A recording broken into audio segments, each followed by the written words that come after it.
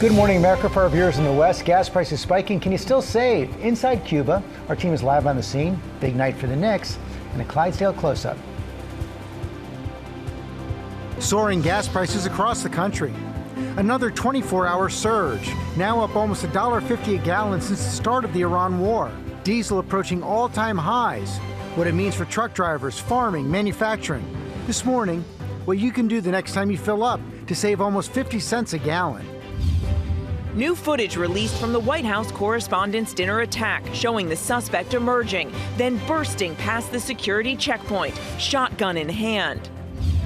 Did Jeffrey Epstein leave behind a suicide note? The new report, what his former cellmate said he found, and the push to make it public almost 7 years later.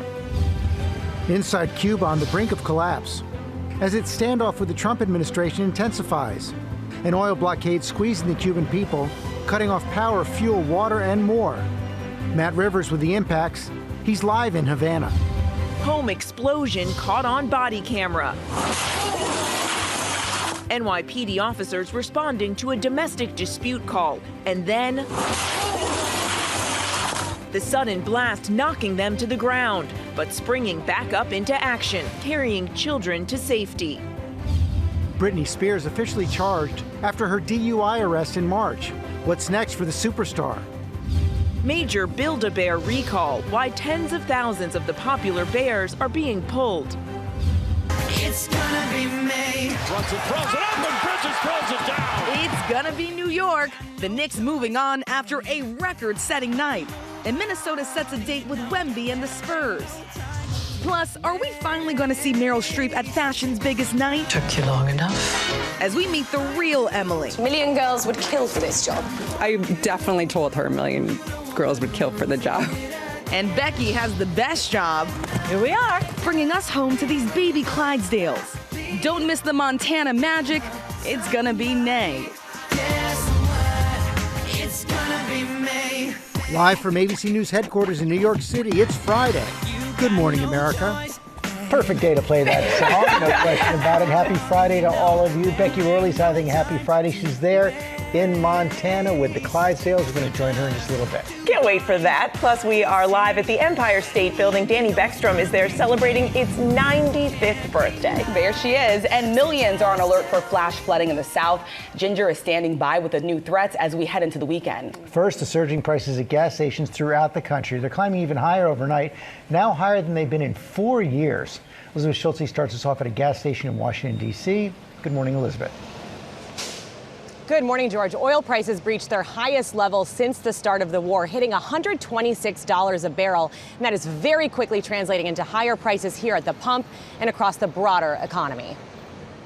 This morning, the pain at the pump intensifying. The average price of a gallon of gas surging 11 cents in the last 24 hours to $4.41. Now up $1.47 since the start of the Iran war. In California, gas is averaging $6 a gallon. It's kind of shocking at this point how much we're paying for this. Getting to the point now where I have to work, I have to drive, but it's not very sustainable. And with diesel now approaching all-time highs in some states, for truck drivers like Anthony Townsend, it's adding up fast. I was spending about $800 a week. Now I'm about $1,300. Those higher diesel costs means Americans are paying more for everything from farming to manufacturing to shipping. Jessica Woods co-owns a Washington, D.C. grocery store. She says fuel surcharges on her food deliveries have more than doubled, forcing her to raise prices. Ultimately, if we're going to keep the lights on, we do have to charge as much as we pay. It's just math. Yeah, exactly. Moody's Analytics says if oil stays at its current level for 1 year, the typical household will pay an extra $1,400 in gas and diesel costs. Our new ABC News Washington Post Ipsos poll shows 44% of Americans say they cut back on their driving because of higher gas, and 42% cut other household expenses.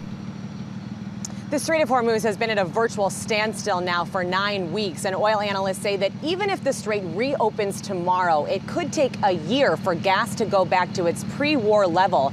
Gas Buddy's Patrick DeHaan says if the strait is blocked through Memorial Day, we could see prices exceed that all-time high of $5 a gallon. Mary. Let's hope it doesn't come to that. Elizabeth, thank you. And as Elizabeth said, it's now been 2 months since the war started, and that means we are hitting the legal deadline for the president to get approval from Congress to continue using the military in this conflict. Defense Secretary Pete Hegseth pressed on this on Capitol Hill. Chief Global Affairs anchor Martha Raddatz has that story. Martha, good morning. Good morning, Mary. This morning does mark 60 days since the president notified Congress he was launching strikes on Iran, which, according to the War Powers Act, means lawmakers must authorize any extensions to the war. But on Capitol Hill, Defense Secretary Pete Hegseth is claiming otherwise. It was in the early hours of February 28th when the U.S. and Israel launched massive strikes on Iran. But now, 60 days later, the law that allows U.S. presidents to conduct military operations without congressional authorization has expired. But on Capitol Hill, Defense Secretary Pete Hegseth insisting the ceasefire the president declared in early April allows them to continue operations without authorization. We are in a ceasefire right now, which our understanding means the 60-day clock pauses or stops in a ceasefire. You're not in. Yeah. It's our understanding, just so you know. Okay, well, I do not believe the statute would support that. Some in the president's own party even losing patience. Republican Senator Susan Collins saying in a statement that deadline is not a suggestion. It is a requirement, adding the president's authority as commander-in-chief is not without limits. The Constitution gives Congress an essential role in decisions of war and peace. And Democrats questioning whether or not Hegseth is giving the president a complete picture of the conflict. Mr. Secretary, I am concerned that you have been telling the president what he wants to hear instead of what he needs to hear. Hegseth lashing out. We are 2 months into a historic military success in Iran, and you want to call it a defeat. But the American public is not convinced. This morning, a new ABC News Washington Post Ipsos poll shows only 19% believe U.S. actions in Iran this year have been successful. And about 61% say that using U.S. military force in Iran was a mistake, while just over 1/3 say it was the right decision.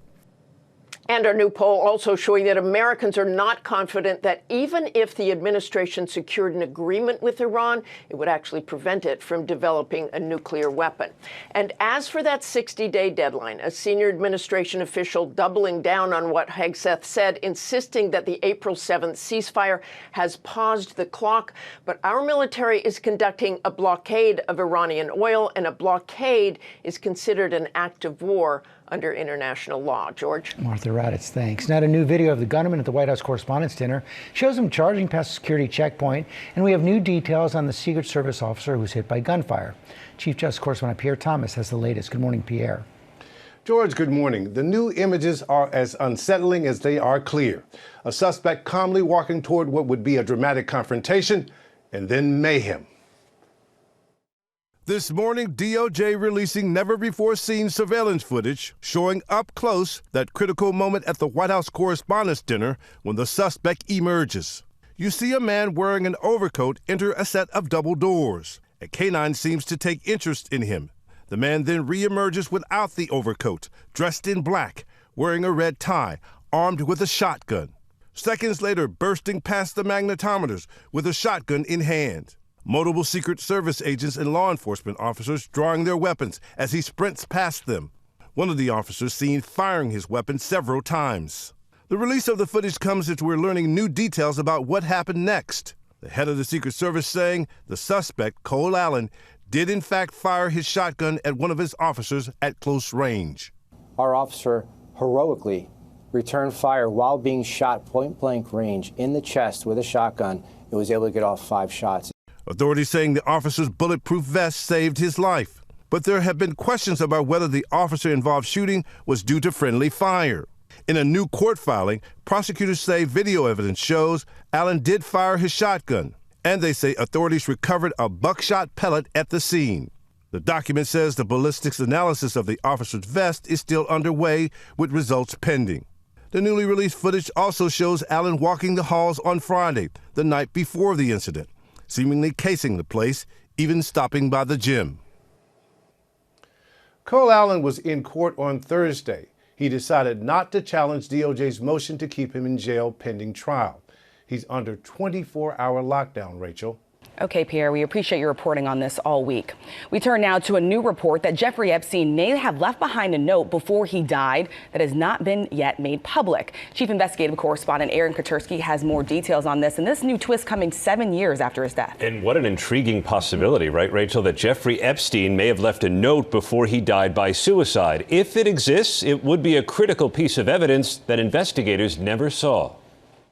This morning, a federal judge in New York is being asked to unseal a purported suicide note by Jeffrey Epstein. His former cellmate told the New York Times he discovered the note tucked into a book after Epstein's first attempt at suicide in July 2019, when jail guards said they found Epstein with a homemade fashion noose around his neck. His cellmate, convicted quadruple murderer Nicholas Tartaglione, said he found a note from Epstein on paper from a yellow legal pad that read in part, "Time to say goodbye." Federal prosecutors in New York said they did not know of such a note, but it appears to be referenced in a 2-page timeline contained in the Epstein files that said sometime between July 23rd and July 27th, NT found the note and claimed Tartaglione's lawyer authenticated the note for legal purposes in January 2020, but didn't say how. The lawyer declined to comment to ABC News because the record is sealed. Epstein told a jail psychologist, "I have no interest in killing myself," and he said he lives to have fun, to enjoy life, and to learn. Weeks later, he died by suicide in his cell. Now, the Times petitioned the judge to unseal the purported suicide note, arguing that Epstein's ex-cellmate already divulged its contents, so there's really nothing left to keep secret. Federal prosecutors have until Monday to respond, and the American public may get a look at yet another piece of Epstein evidence that's been under wraps for years. Yeah, and so many have questioned whether it was a suicide. That's right. And the medical examiner here in New York has ruled that it was. Aaron Katersky, thanks. Now to Cuba. On the brink of collapse as an oil blockade by the Trump administration cripples the country, drives gas prices up to about $40 a gallon. Matt Rivers is on the scene in Havana. Good morning, Matt. Well, good morning, George. We're on the ground here in Havana, Cuba, the famously colorful epicenter of this brewing conflict here in the Caribbean between the United States and Cuba. Even as the White House has focused on Iran, it insists it has its eye here on Cuba. Later today, right behind me, is where an anti-imperialist march, as it's being called, will end right in front of the U.S. Embassy, where we're expecting to hear a defiant message from the Cuban government. As the U.S.-Cuba standoff intensifies, millions of Cubans are celebrating International Workers' Day this morning amidst devastating economic hardship. An oil blockade implemented by the U.S. squeezing the island nation, cutting off not just power and fuel, but for some, access to clean water and health care. Despite ongoing operations in Iran and the raid on Venezuela earlier this year, the Trump administration remains fixated on Cuba. Cuba's a failing nation, and we're going to do this, and we may stop by Cuba after we're finished with this. Not ruling out the use of military force and seemingly determined to force out Cuba's communist government, demanding economic and political change. Those serious economic reforms are impossible with these people in charge. The U.S. blockade has cut off nearly all oil imports. 60% of Cuba's oil needs were wiped out in a matter of days earlier this year. The effects felt immediately. Rolando Sosa is a taxi driver who showed us his Soviet-era Lada sedan, parked. He can't work because he can't afford gas. $10 por un litro. So what he just told me is that in order to get, let's say, a liter of gasoline, which is how it's sold here, is about $10 US per liter, somewhere like 3.5, 4 liters per gallon. So that would translate to about $40. Hospitals aren't spared either. Pediatrician Maria Elena Mesa says many colleagues can't even get to work for lack of gas. We asked how she was feeling. It's a little difficult, she says, but no matter what, I'll be here because it's what I do.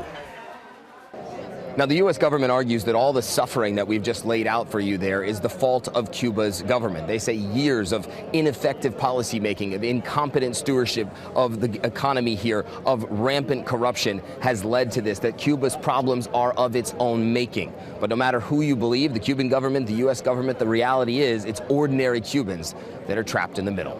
George. That is pretty clear. Okay, Matt, thanks very much. Ginger's here. We have a new flood threat. Yes, flash flood warning in San Antonio this morning. They've got road closures happening, and we had it yesterday in Austin. It's that same front dropping easily 1 to 3 inches, in some places more. That's what that warning for San Antonio this morning. They're easily going to top up 4, maybe even 5 inches. This rain is coming heavy, and it's not moving much because it's on a stationary front. And that's why today we have a level 2 out of 4 for more flash flooding from Hill Country, including Kerrville, San Antonio, on through College Station in Houston. But as we go through the afternoon, you're going to see it move into Louisiana and eventually Mississippi. You see how those rounds come through? There's not just one, right? Several followed. And so that's why it's going to be a long start to the weekend. In some places, they desperately want this because they've got drought down here. But if you get 2 to 4 inches too fast, that's going to be a problem. Mary?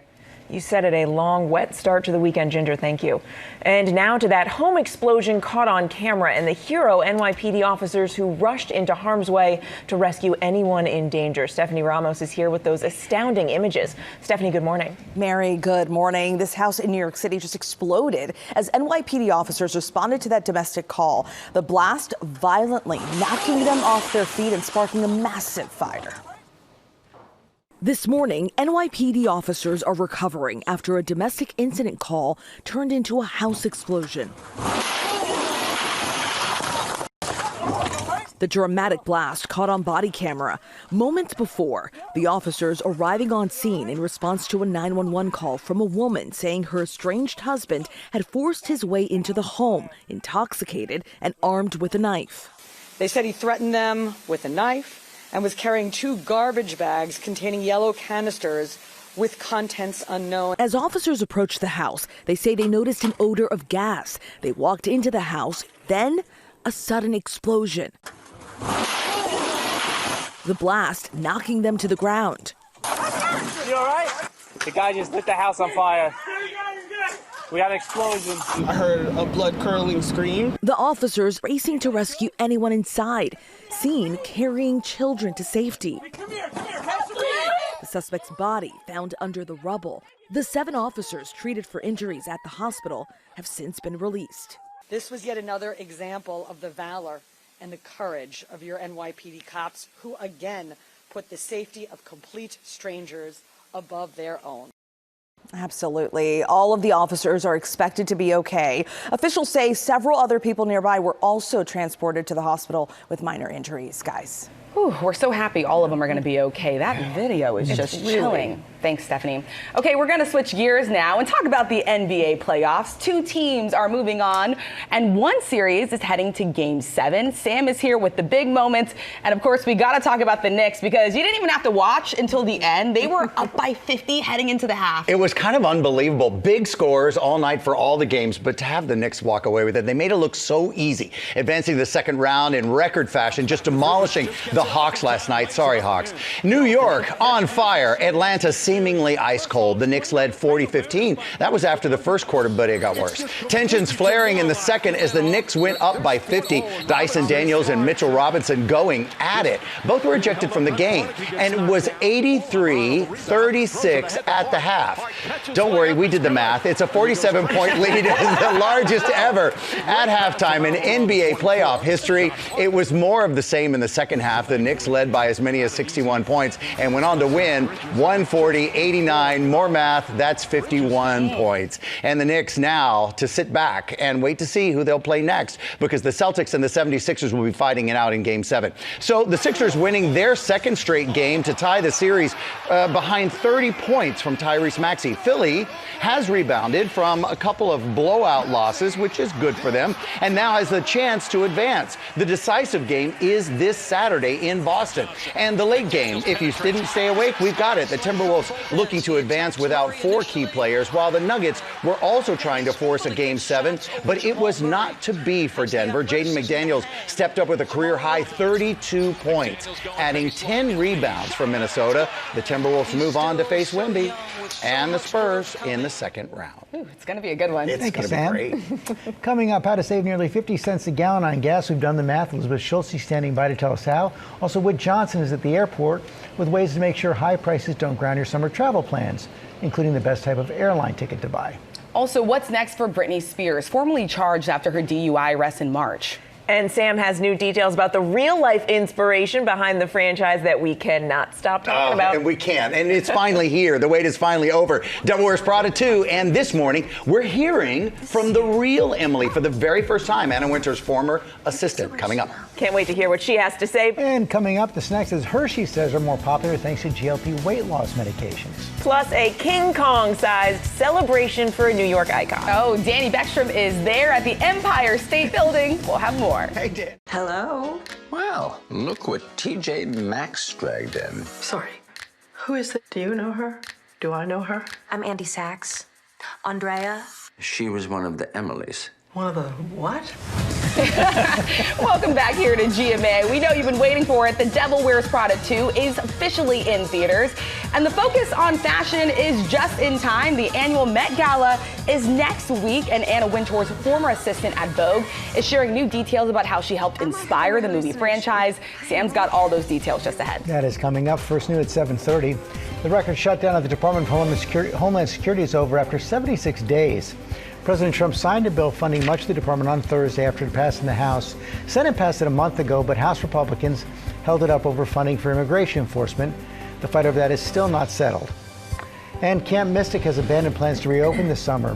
After outrage from parents and lawmakers during emotional hearings, the Texas camp has withdrawn its application for a license to operate this year.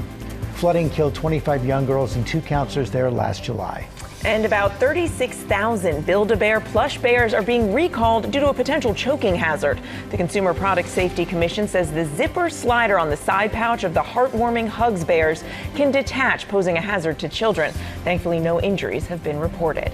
And the CEO of Hershey says the chocolate giant is seeing a jump in sales of mints and gum and attributing the spike to growing use of GLP-1 drugs. The company says its icebreakers rose 8% in the first quarter of this year. Dental experts have linked the drugs to dry mouth, possibly from dehydration caused by the medication. We're going to get more now on those soaring gas prices, levels we haven't seen in 4 years. In addition to costing more to drive, high fuel costs are threatening to bust vacation budgets for millions of Americans.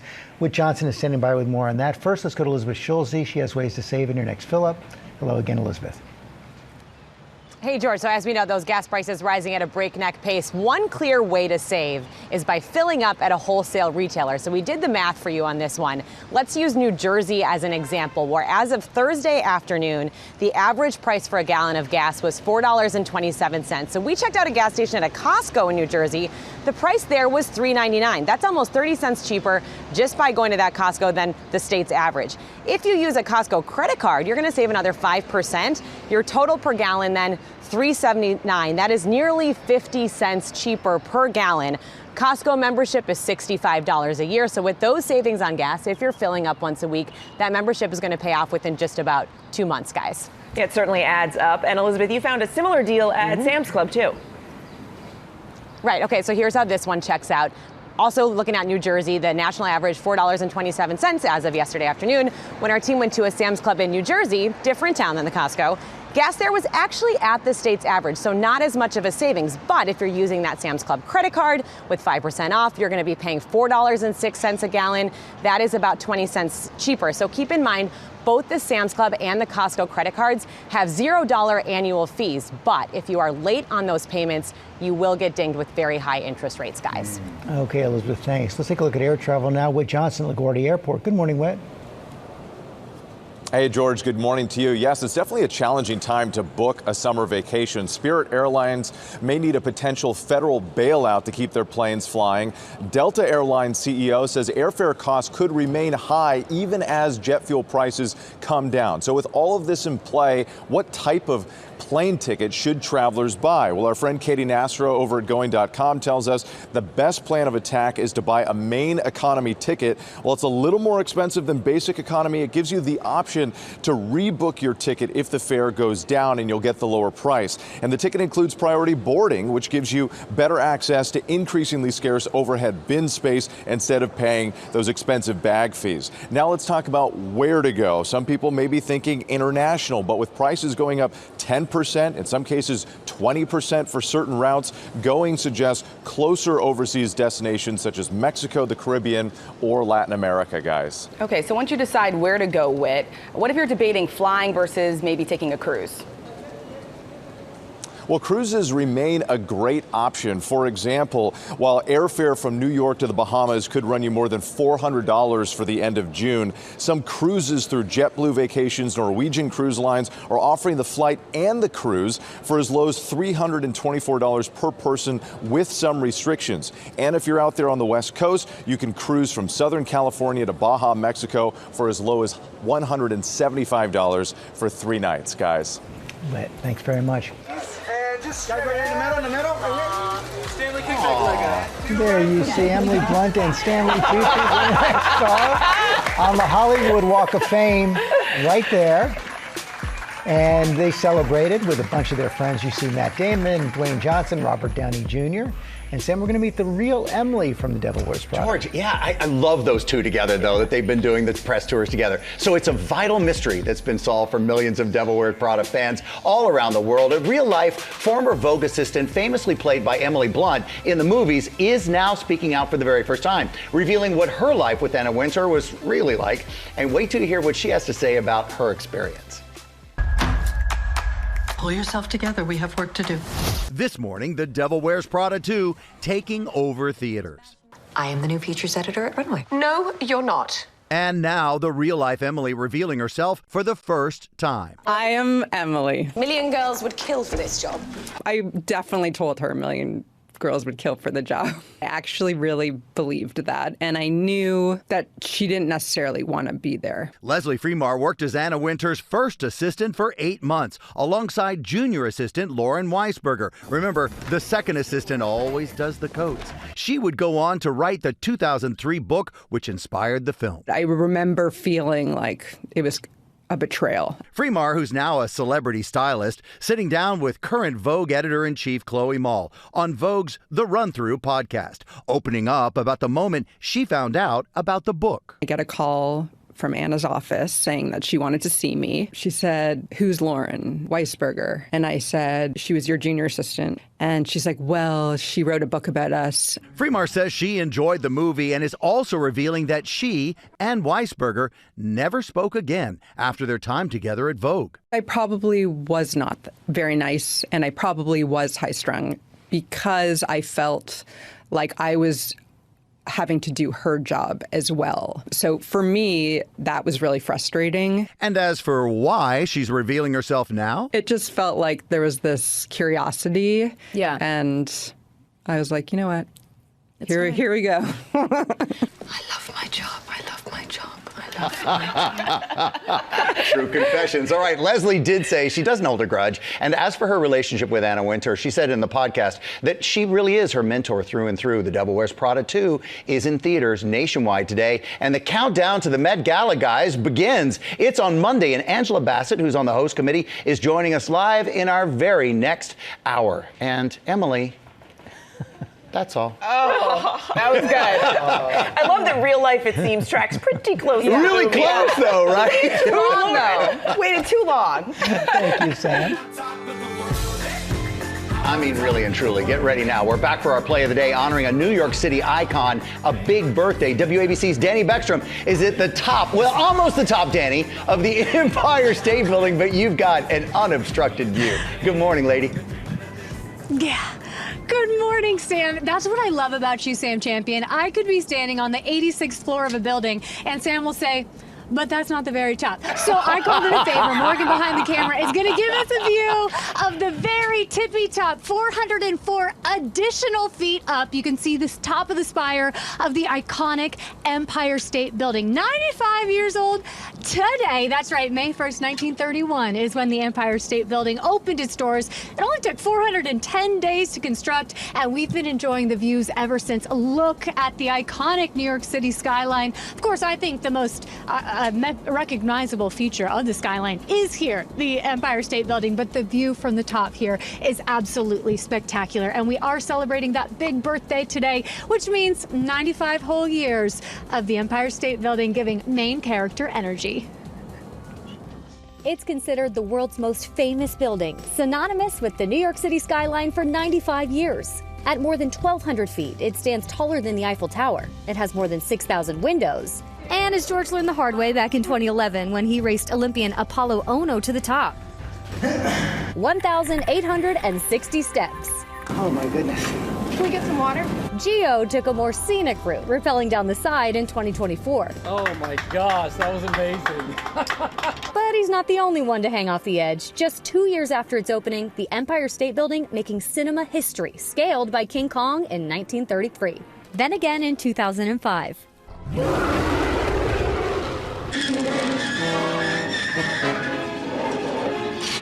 And for nearly a century in between, it's been one of Hollywood's favorite film locations, from The Man of Steel to Buddy the Elf, who had a great time in one of its 73 elevators. It secured its spot in rom-com history in Sleepless in Seattle. It's you. It's me.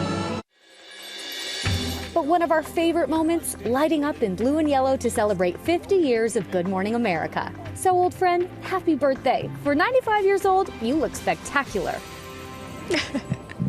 Pretty spectacular indeed. And you know what? You know you're the it girl when you're a building in New York City and still somehow the star of a movie called Sleepless in Seattle. To celebrate 95 years, the Empire State Building is partnering with GR Deli for this Kong Sunday. And now you know why I was given this assignment. I'm not the architecture expert for Good Morning America, but I am the ice cream expert. So you can get this sundae here. You can get hot cocoa as well. And if you're not in New York City to enjoy the fun light show the Spire has tonight, you can watch on Earth Cam. So I'm very lactose tolerant, guys. I'm going to dig in here. Oh, good to know. Good to know, Danny. Make sure you ask your guide to take you up to the 103rd floor. It's that really clear walk around. I can't wait to see your feed this morning. Good day to do I'll it, say, too. Yeah. Guys, I know Sam Champion. Will you let me up to the top? Maybe you'll let me. All right, Danny. Coming up, Becky Worley's in Montana for 50 states in 50 weeks with those famous Clydesdales. And Ginger, what have you got from Yellowstone? You know, Yellowstone is so magical, as we know, but it is also explosive. Stick around.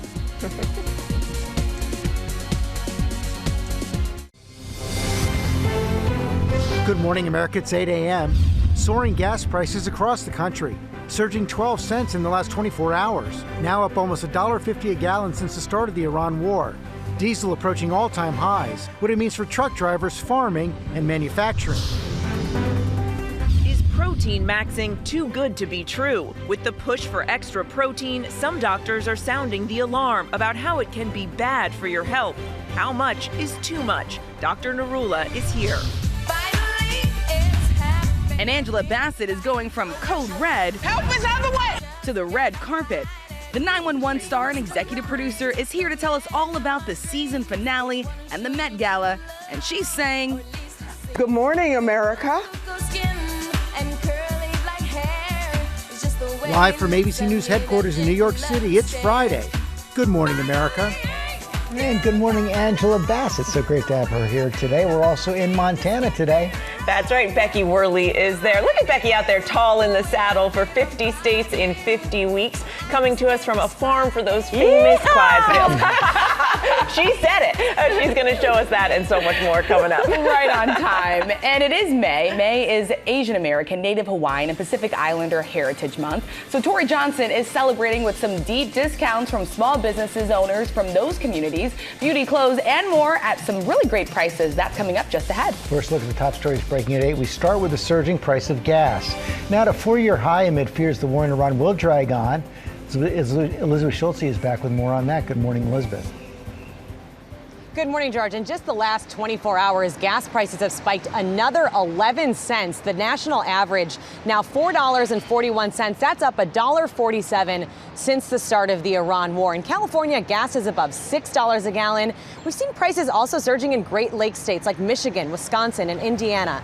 Diesel also approaching all-time highs in some states, too. That translates into higher costs for everything from shipping to farming to grocery prices. Moody's Analytics says all of this adds up to the typical household paying $1,400 extra in gas and diesel over a year if oil stays at its current levels. And that is already forcing households to make trade-offs. Our new ABC News Washington Post Ipsos poll finds 44% of Americans say they cut back on their driving because of higher gas, and 42% cut other expenses.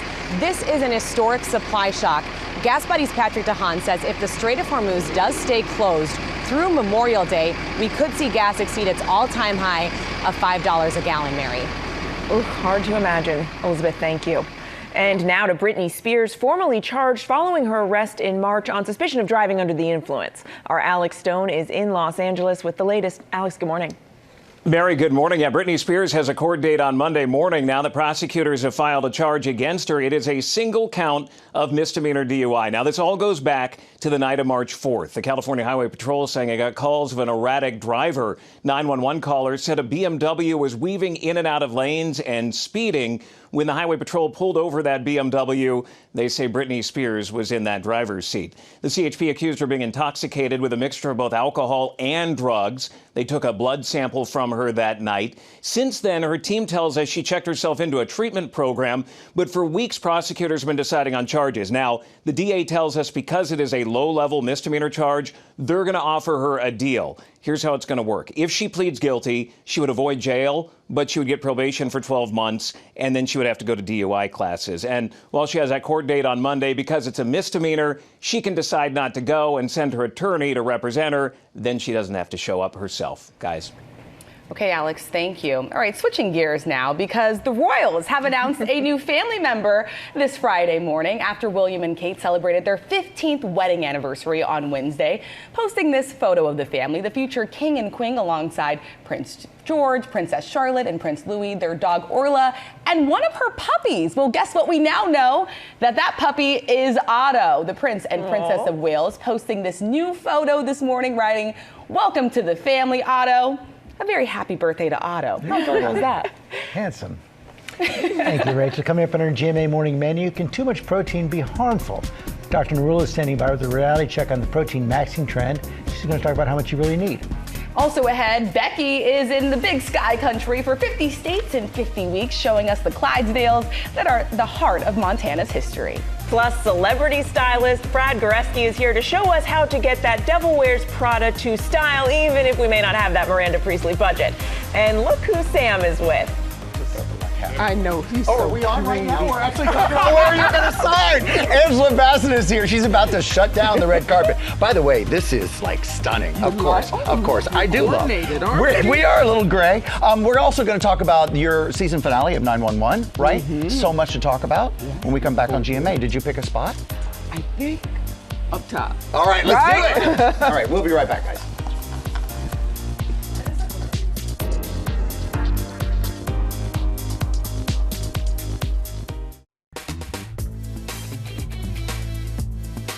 Pretty day here in New York. We're back with our GMA cover story, the protein maxing trend, where people are turning to high protein diets for wellness, but there are some risks. That's what we're going to talk about today. Dr. Tara Narula is here. So talk about first about this connection between high protein diet and kidney stones.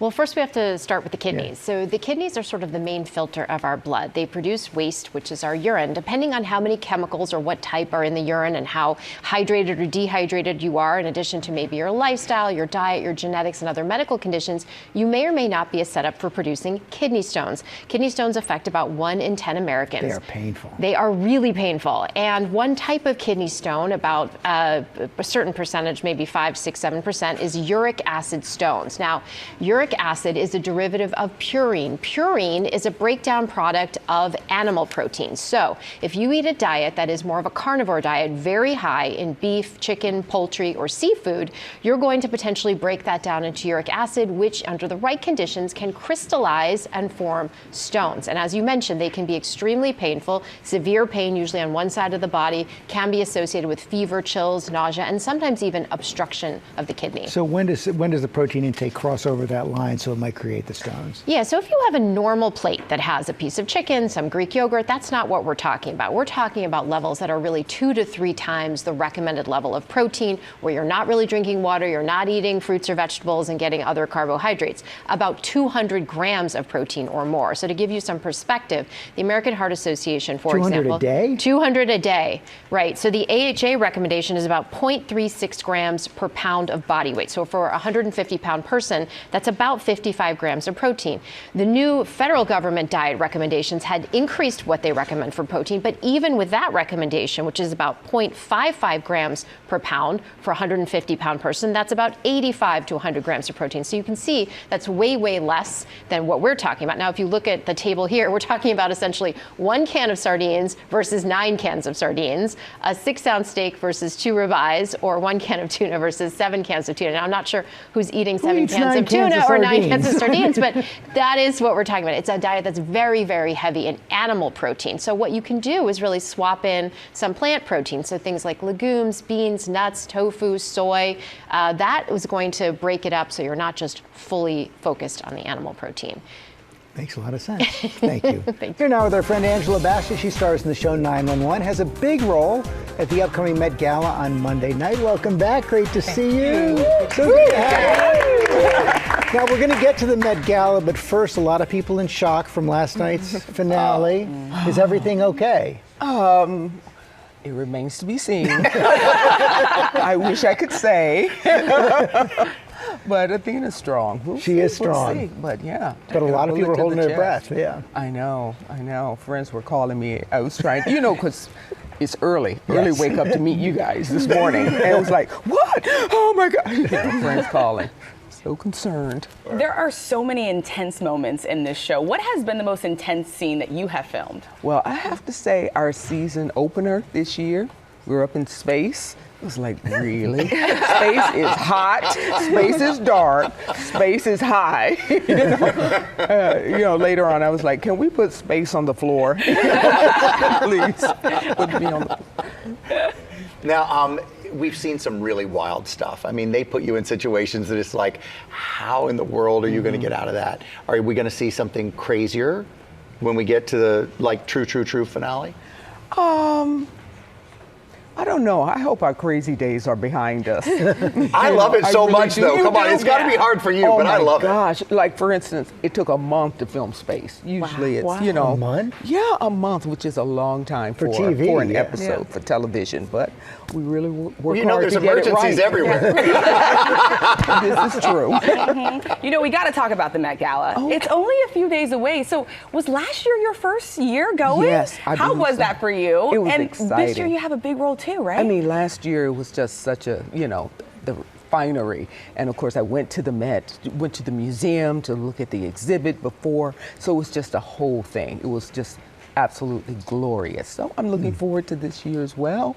Art is fashion, fashion is art. And I know for me, whenever I, take on a character, the costume really just helped bring it all to life. So I love that they've chosen. So how long this does it take to prepare a costume like that? How many months have you been preparing for this? Well, personally, me, just lose a pound here, a pound there. But a couple months. Don't change. I don't know what the designer takes. But I do love. They're brilliant. I love that the theme is costume art, and you are on the official host committee, which is no small thing. How did I wind Tell up us a little there? bit about that, and I have to imagine that buys you some cool mom points with your kids as well. It really does, and I love that the most. When they asked if I would be, of course, it was like yes. I had such a great time, and as soon as I tell my kids, I'm cool, and I'm looking for points. I'm looking to impress them. Why? Because everybody does. I know. We were talking backstage, and you are so scheduled that truly you've got to look at every day and go, all right, what happens today? What happens today? Right. You've had a lot of big dress-up moments. So we've got the Met coming. Then you took the kids to La Ball. Isn't that some big thing in Paris? Yes, and very French. It's been around for so many decades, but it was absolutely lovely. So I suppose it was. It was the Met for her Met. Wow! Look at me proud, Mama. That is gorgeous. And her Stéphane Roland, her couture gown, her brother, her twin, and. Let's just linger on that. That looks like so much Roland. fun. That is so beautiful. Brilliant. So what's that moment like when you're watching her take the stage like that and have that moment as you enjoy that night? Just so proud, so utterly proud. She's gorgeous. Thank you, and she's a sweetheart. I was going to say, borrow that for the Met. That was a lot of gown. That's a whole world. I was like, I broke it. Do you have any insight? Like, do you know? Have you chosen yet for what's going on? I guess you have to, because the final fittings have to be right away for the Met Gala. Like the finale. Yeah. You've got it? Oh, you can't say it! We'll find out Monday, Tuesday morning. Got it. Understood. Leave you hanging. Nice try. He's a smart one, isn't he? Exactly. So good to have you here with us. We're going to look forward to the finale and also what you're going to be wearing on the Met. We cannot wait. All right, and the season finale airs Thursday at 8 p.m., 7 p.m. Central on ABC, and of course it streams the next day on Hulu and on Disney Plus too. And Sam, you've got deals. We do. Tori's got a whole big setup now. It has been so lovely to see you. Thanks for being here. Tori, what do we got going on?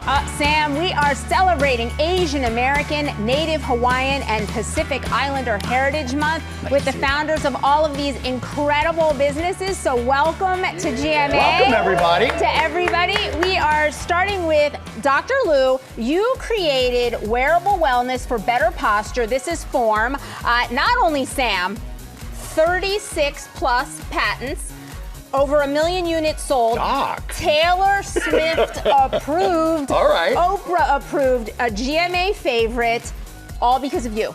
Thank you. I mean, it's clearly working, so this is great. What's the deal? Go ahead. Tell us about the brand. Form makes smart posture clothing that keeps your back straight, feet aligned, and build the foundation of your best life.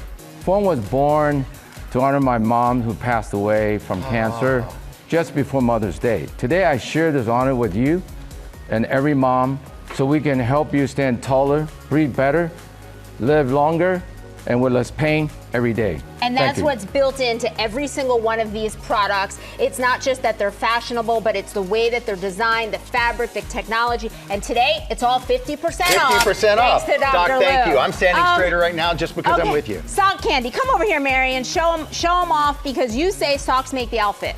Yes, we make whimsical sheer socks that add a fun pop to your look. We have everything from florals for spring to our best-selling Year of the Horse, inspired by my Asian heritage. And we even did Wicked socks with Glinda and Alphaba. And they're not just cute, they're also durable with a reinforced cotton toe and heel. We've sold over 300,000 pairs. That's the feedback that I get from viewers is like, I was so surprised at how unbelievably well made, fabulous and intricate. fit. This is so gorgeous. Yeah, it's a work of art. And you know what? They're wallet friendly because they're all 50% off. No way. That Thank looks you, really Mary. expensive. Okay, Hirsch, this was Hi, inspired by your dad. Absolutely. My father had severe gum disease and needed painful surgery. Nobody wants surgery, so we created activated adaptamyl to repel plaque from your tooth surface. After 4 weeks of using our toothpaste, my father no longer needed gum surgery. Whoa. Wintergreen right here is our best seller, followed by our sensitivity-free whitening strips, backed by 40 research studies and 1 million customers. Your teeth are gorgeous. I'm ordering today. Thank you so much. This is I another one, appreciate it. GMA favorite. We get a lot of requests. Wintergreen, glad you brought it because that's the one everyone wants, and it's all 50% off. So it's a winner. Hirsch, congratulations. All right. Thank you so much. Shaz and Kicks, we're talking here.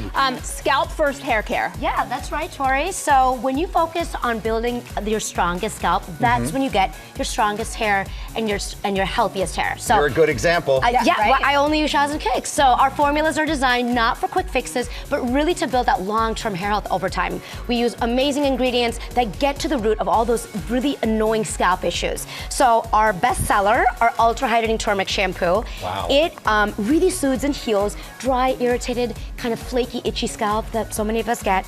And then our Rice and Chai Dry Shampoo Mist. We sold out 3 times at Sephora. We just got it back in stock, and it actually keeps your scalp fresh. I love when we have something that Sephora can't keep. Yeah, right. I love that too. I love that too. I love it feels that. so of course, special we for love you. it. But what I like also that you said is no quick fixes. This is about consistent use, and with consistent use, you see results. Yeah. That's true with everything, including hair care. And today, it's all 50% off. And not paying for that water, not having all that. So genius. All right. Exactly. Hi. All right, Bunny, you're Bonnie. helping us to prevent fade and treat our acne. Yes, exactly. So I had really bad acne growing up. So No did my way. sister. I did. No. And we really struggled to find products that were clean, effective, but still gave us the results that we were looking for. And so we created Bloom ourselves. The line is really made for people with sensitive skin and to treat all types of acne. So adult acne, teen acne, boys, girls, all of us. Our best-selling Meltdown routine here actually sold out 5 times last year, and it features our Meltdown oil, which is made with black cumin seed and rose hip. So it's antibacterial and anti-inflammatory. Not only is it going to take your pimples down quickly, it's also going to keep new ones from forming. Wow. I mean, right? Like, get rid of the current ones, prevent new ones. Like, sold on that, right? No matter what time of life, you do not want to deal with that, right? If you're young or old, you just don't want to deal with it. I used to think it was an adolescent-only problem until like you look in the mirror and you wake up one morning and you're like, "What is this?" It's all of us. So I am a fan. I am a fan because it is all of us, as you said, for all ages, boys and girls as well. Everything here is 50% off. It's a really great line. And it's proof a really that you will have gorgeous skin because yours is just like stunning. Exactly. Hi, Steph. All right, Steph. How are you? Sam, you are gonna love this from Steph because in one bowl, just in one bowl, you can prep, cook, store, and then even reheat. Yes, exactly. So we make healthy cooking incredibly fast and easy. Like this broccoli right here was made in 2 minutes in the microwave from start to finish. You can make corn in 3 minutes. You can make perfect rice, and it's all in one dish. And well, you have my heart because you don't have plastic here. I mean, anything that's touching the food is all glass. And the lid is made of glass. That's phenomenal. Including the lid. So you're never reheating last night's meal in plastic. Don't ever want to do that. So this is so great, Steph. And the fact that you can just use this same bowl and do absolutely everything. And it's pretty enough to be able to serve in that too. I was going to say, I would just put that on the table, Tori, but you know me. You should. And then you put it straight in the fridge again. Right in the fridge. And then you in the Take dishwasher. it out, warm it up again, and and if the you same need thing. to warm it up again, you get to do that as well. So this is a genius line. I mean, for somebody who has minimal space or wants to avoid plastic or just make preparation faster, this is it, and it's all 50% off. All of that. That's so beautiful. Thank you all so much for being here today. What a group of stars. Tori, you really did a great job. We partner with these companies on savings just for you, and you can get them by scanning the QR code or go right to gmadeals.com. Tori's going to be back tomorrow on Saturday, so you can watch us again Saturday morning with even more deals and steals coming up. Devil Wears Prada 2 looks for less. You can go to the premiere wearing the clothes. Welcome back to GMA, live from New York City. Welcome back. We always love a little Lady Gaga and Doechii to get the morning going. And we love, of course, the fashion in this movie. But let's be real, guys. It's safe to say most of us do not have access to a closet packed with designer clothes to pull from like they do in The Devil Wears Prada 2. But we do have access to celebrity stylist Brad Bresky, and he is here to tell us how to get the looks for less. Brad, we're so excited to have you here with us. Thank you. I'm so happy to be here. And we want to start with Miranda Priestly. Oh, yes, for sure. So Miranda Priestly's style, of course, is very powerful. Yeah. You know, when she enters a room, everybody notices her and everybody notices her fashion. So what I focused on for Miranda is a beautiful, sharp-shouldered look because the tailoring on her looks in this film is absolutely amazing. Okay, and so we do have a model, Corinne. Yes. We want to bring her out. She Yes. has Miranda's style-inspired look. Let's take a look at this. Miranda. So I was really inspired by the red gown that we've seen in all of the promos. So this gorgeous coat, I think it's always great to start with one statement piece and then build your look around it. So we've kept it really fun with this scarf blouse and a faux leather skirt for a little bit of texture, and of course a dramatic shoe with patent leather for a little bit of extra shine. And I love this bag too. It's slouchy, and you can just see Miranda throwing it on. And red is such a power color, and I love the powerful shoulder pad too. You look great, Corinne. Those shoes are amazing. Yeah. Good, right? Really good. Okay, Yes. let's move on. Thank you, Corinne. Fantastic. So let's start with Emily, of course, Miranda's former assistant. She now works at this major fashion house. Yes. What's her style in this movie? How has it evolved? So Emily is our maximalist. You know, more is more. Yeah. She is the queen of layering. You know, everything seems like the layers are many and they all go together really, really well. So we've come up with a really, really fun outfit that I think is super on trend for the summer as well. Okay, Isabella, come on out. Let's see how you're emulating Emily. Ooh, Ooh, a polka dot. Wow. So capris are very big for the summer. They are a huge trend. So we have a gorgeous capri here and another strong shoulder top because Emily also is like very commanding. And what I thought was really fun is we've seen her look in the film with the corset over the blouse. So here we put a polka dot bustier with it for an extra little bit of flair and fun and fashion. And this coat with the faux fur trim is just like that perfect extra little twist. The mules as well, they are a big trend for the summer. They're great because you can slip them on, get like a little bit of extra height. I just love the way all of this came together. You're working it. It looks amazing. Okay, thank you. That's great. Andy learned a thing or two about the runway. So tell us about her style. So Andy has really evolved over the last 20 years. I spoke to Annie on the red carpet, Annie Hathaway, and she said that Andy has like been shopping in consignment shops. So she still has that eye for designer, but she is, you know, buying them in consignment shops. Speaking my language a little bit more. Yes, same. Me too, by the way. Me too. I love a deal. So what we have, we saw this paparazzi shot of Andy in this gorgeous patchwork maxi dress. So we have recreated that look because for me, a maxi dress is something everybody should have for the summer. All right, let's bring her out. Tanae, come on down. Oh, look at that. So what I love about this is a great way, if you're hesitant about bringing print or pattern into your wardrobe, a maxi dress is a great way to do it. I love the way that this hangs off the body. It's very easy breezy. We've paired it with a pop of color, color blocked tote, and this great bucket hat. You know, bucket hats are a little divisive, but I think they're... Well, not everyone can pull it off this well. Exactly, exactly. And a mesh flat, which I think is perfectly on trend for the summer. Yeah, those are really in right now. Yeah. Those mesh, I just bought a pair. So. Yeah, good. Good to right know. on. I got them on trend right here. And speaking of on trend, you are actually modeling our final look. You're giving some Nigel vibes this morning. Tell us about his style. Well, Nigel has amazing style. He's still at Runway 20 years later. And what I love about him is he's always like mixing prints and fabrics. And so what we've done here is this gorgeous suit from H&M. It fits. H&M, wow. Yes, Wow. fits so well. We did it with a contrasting linen vest and these gorgeous little brooches. They're in, they're very in. Well, Brad, we thank you so much. And you can shop all of these looks on our website. And The Devil Wears Prada 2 is in theaters now. Now over to Sam. All right, Brad knows his work. All right, now to some magical moments. And it's Friday, but we could use them every day. How about a little Disney aims to create those? So take a look at, for the first time, of the extended cut of Magic, Midnight Magic. Here we go.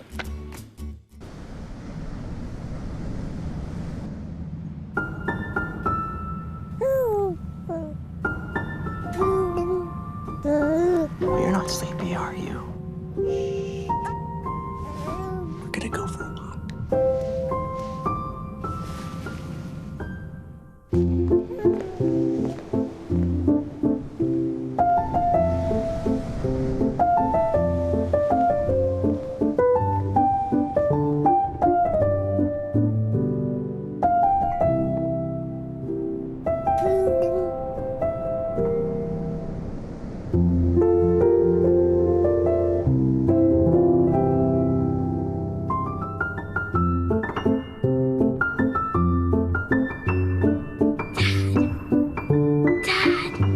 Can we go for the walk?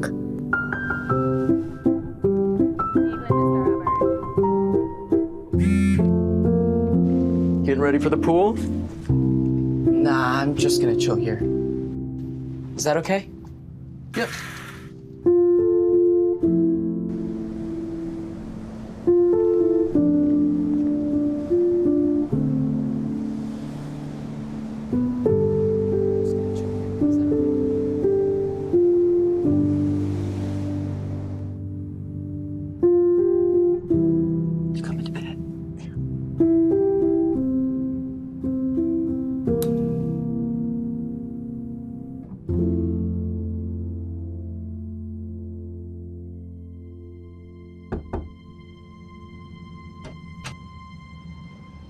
Hey, Dad. We couldn't sleep. Grandpa.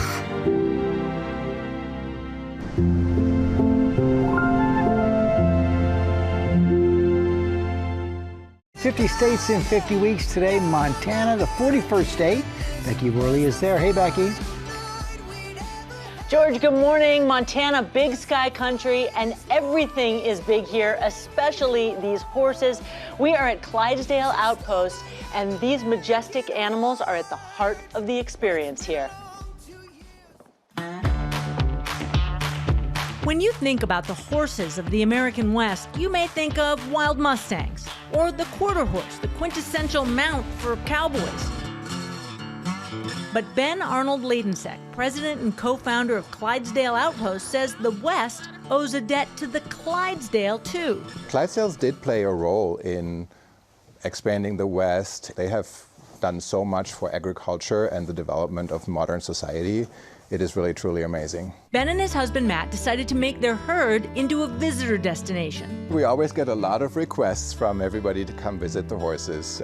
Even when my dad and I were breeding horses in Germany, we thought this would be a great opportunity to bring Clydesdales closer to the public. It's an escape of it in of its own, and you look every direction and it's just Montana magic. And my kids love coming here. Staying here is such a privilege.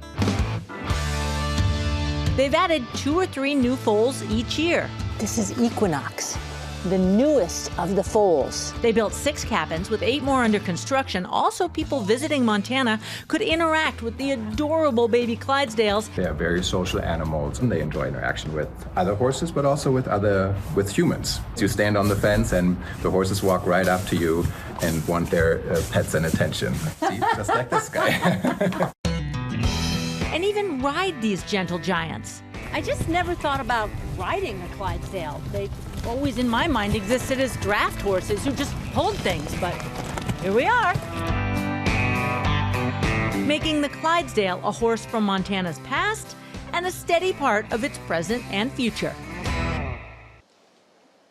I am here with Ben and Matt. And Matt, the size of these horses, it's unbelievable. It is. They're massive. They're some of the largest horses in the world. They eat around 17 hours a day. So that's a lot of food. I thought about that, but no. And what a lot of people don't know about them is they have furry feet. And they come from Scotland, and that actually protected them from the mud and from mites and different things like that. And it's called feather. Not a lot of people know that. Okay, not fur. Now, this is a pregnant horse. She's one big mama. I don't know if you guys can see this belly, but what do we have here? This is Vendetta, and she's one of our last horses due this year. We've had 3 babies this far. She will be our 4th. And we thought it would be fun if America, and Good Morning America especially, could help name her baby. Oh, they did give me a little heads up on this. We have some ideas. We thought maybe play off the GMA. We don't know if it's a boy or a girl, but GMA, Gemma? Ooh, that could be fun. Oh, okay. Or like Ray of Sunshine, but we already have our Ray. So Sunny, what do we think about Sunny? What do you guys think? So, you know, I don't want to jinx it, but you guys can think on these ideas. Could be fun. So maybe you guys will all help us name her baby. Yeah, Vendetta's baby Sunny or Gemma, we don't know yet. It has been incredible to be around these gentle giants, you guys, the babies, the foals, and they are some of the calmest, most social horses I've ever been in the presence of. This is really a dream assignment, guys. We can tell. Thank you, Becky. That was great. And we're not done with you yet. We're going to be back to Montana in a little bit. This morning, we're excited to announce a new special from Diane Sawyer. The mystery of Richard Simmons takes a look at the beloved fitness guru, his disappearance from public life, and the sudden news of his death. It premieres Tuesday, May 12th on ABC and streams the next day on Hulu, as well as on Disney+. And we have a preview. Take a look. We're all waiting for support from others, and sometimes we don't get it. That's why God made me. Tuesday night, May 12th, inside a mystery, inside the inspiring and explosive ride of Richard Simmons. It's sweating time! Back! Go away! Give it all to Doris Day! His mission to save lives created a record-breaking fitness empire, a joyful revolution. You are loved by oh so many! What was the definition of what he did that was different? I think he loved people back to health. You made me live again.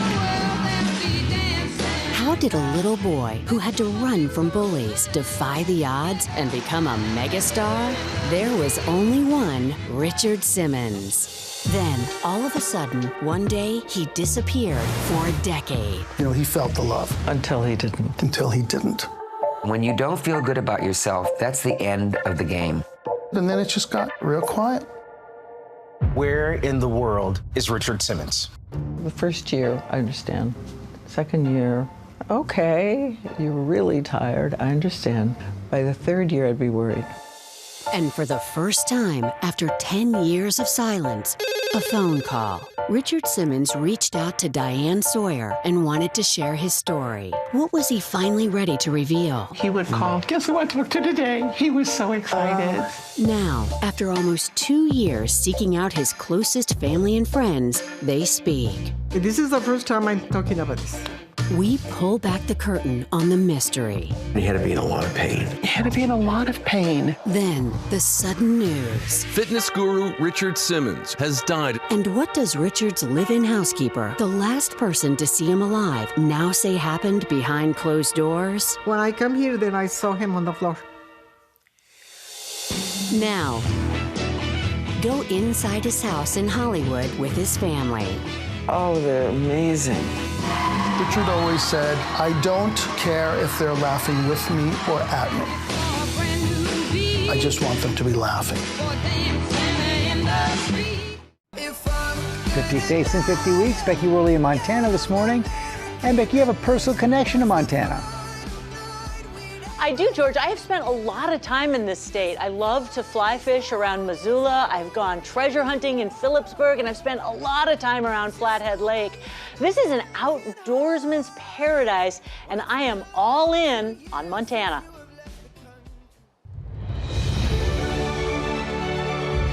Welcome to Big Sky Country, where there are more cows than people and some of the most breathtaking views in the nation, like in Yellowstone, America's first national park, home to sweeping vistas, marvelous wildlife, and over half of the world's active geysers. And then there's Glacier National Park, where you can see these frozen rivers that are more than 7,000 years old, and drive down one of the most majestic roads in the country. Montana joined the Union as the 41st state in 1889. Its name comes from the Spanish word montaña, which means mountain. It's also nicknamed the Treasure State, thanks to the gold and silver deposits mined from those famous mountains in the 1800s. And speaking of famous, actor Gary Cooper was born here. I'm not trying to be a hero. If you think I like this, you're crazy. So was Daredevil Evel Knievel. He did it! NBA coach Phil Jackson, too. In the nation's fourth largest state, adventure calls from every corner. Like my favorite Montana activity, fly fishing. The state boasts some of the nation's most exquisite blue ribbon trout streams. A little less serene, Montana's official state sport, American rodeo. And keep an eye out for shooting stars here, because no wish is too big for the big sky of Montana. I'm here at Clydesdale Outpost, which is such an upscale experience. They have beautiful cabins, but I have a funny story. When I was just graduated from college, I was driving cross country with a friend, and we were down near Flathead Lake, and our car broke down. The transmission went out of the truck. It was going to cost $1,500 to replace it. I didn't have $1,500. I could have ridden a horse to get out of there, but we had to stay in Flathead in Polson, and I worked at a Bavarian pancake house flipping pancakes every day to make the $1,500 to fix the car. So I spent a month in Polson, Montana, accidentally. One of those amazing adventures that only seem to happen when you're about that age, and it's made me love Montana ever since. So, I mean, that's a great story. That is a great story. I love that story. Well, we're glad we could send you back in style. Don't freak out. That's right. I'm with the horses. Thank you, Becky. So great. Thanks, guys. This is a case that's got everybody holding their breath. An explosion pushed out the front of the building. Tonight, secrets will be revealed. You didn't know. We didn't know. They were dealing with a monster. 2020 on ABC and stream on Disney Plus and Hulu. All new episode of 2020 Tonight. Have a good day, everyone. See you later. Have a good one. Bye.